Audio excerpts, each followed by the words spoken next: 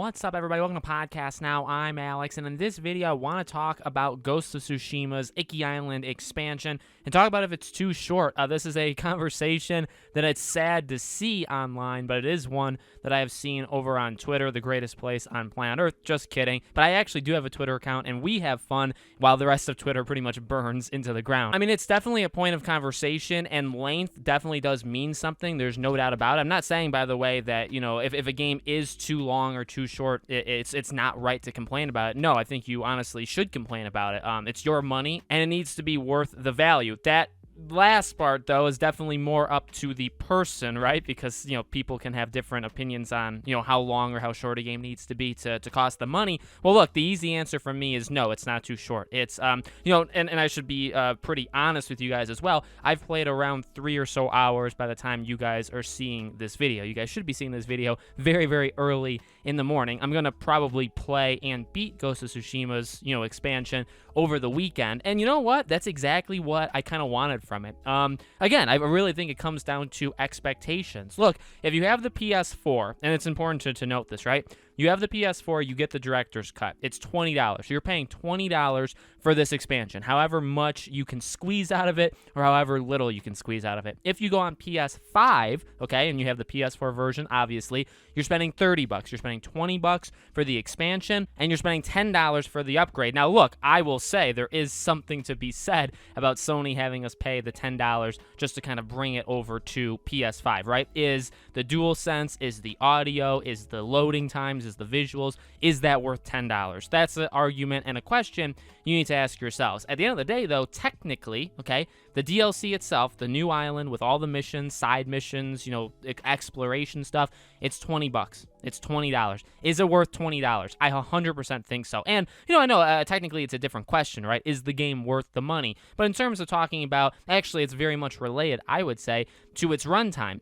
From what I have seen, people have said it takes around 3 or so hours for the main quest, and then the rest of the stuff can start to build up to, you know, 7, 8, 9, 10 hours. So the game combined is around like 10 to 13 hours. There's some people that reviewed it that said they're like 20 plus hours in and they haven't experienced anything or like everything yet. I would say, you know, based off of my time with 12 Minutes, the game that just came out on Xbox, and seeing what reviewers said there, I'm going to go ahead and say I don't necessarily believe them. I've never really trusted gaming journalists in the first place, but, you know, an easy comparison was 12 Minutes. There were people in the review that said it was taking them 10 plus hours. I beat it in 2.5 hours. Even if you were to be a completionist and do everything in the game 12 minutes, it really shouldn't take you more than like 4 to 5 hours, and that's if you're stuck and you don't know what to do. 4 to 5 hours. There's some gaming journalists out there that are spending double the time in their game and not, you know, experiencing anything. So I just feel like maybe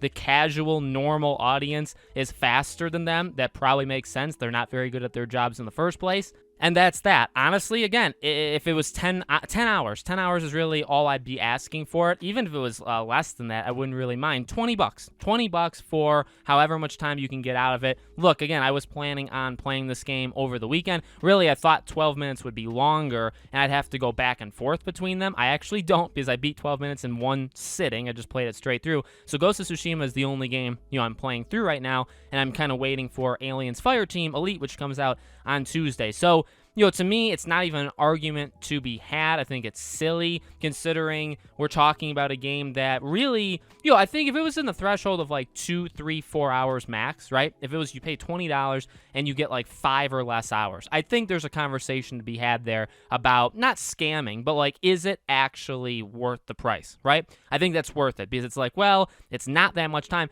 But I mean, we're talking about a game that, yeah, if you go through the main missions, and maybe some people are really, you know, people that really want to, you know, strike the console wars and, you know, kick those off, they may just say, well, you know, you just go straight through the main story, you're going to be done in 3 hours. I mean, I guess, but really, if you think about it, if you do that with any game, you're going to get by rather quickly. I mean, if you just do the main quest and then any side stuff that like the game forces you into doing, not just Ghost of Tsushima, but other games as well, you're going to go through it extraordinarily fast. I've been just playing through The Witcher, and I've put probably 120 hours into that. It probably took me around 90, 95 to beat the main game. If I just did the story missions, of course I could cut that by like 70%. You know what I mean? Like I could drastically reduce the time I play the game, but it's not really fair to do that because it's an open world game. You're not supposed to just do, you can. I'm not saying you can't. And if you're the people that just go straight through the story missions, that's completely fine. But like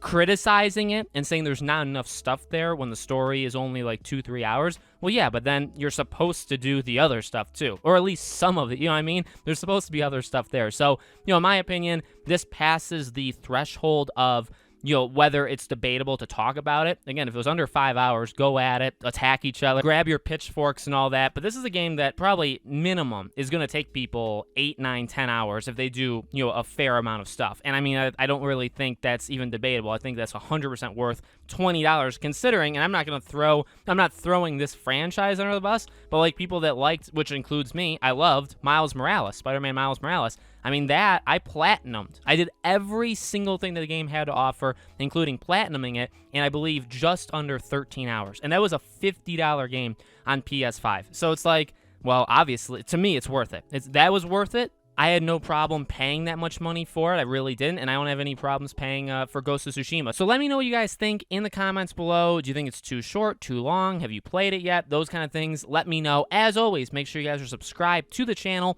Hit the bell icon so you guys know when all these videos go up. I do want to do one other video on this director's cut, so look out for that in the next day or two. If you guys also want to support us in any of our other places, we do have a Twitter, like I said earlier. We have a second YouTube channel that I upload to daily, and we also have a Patreon and YouTube memberships. If you guys want to check any of those out, the links for them all are in the description below, okay? Thank you for watching. I hope to see you all on the next video.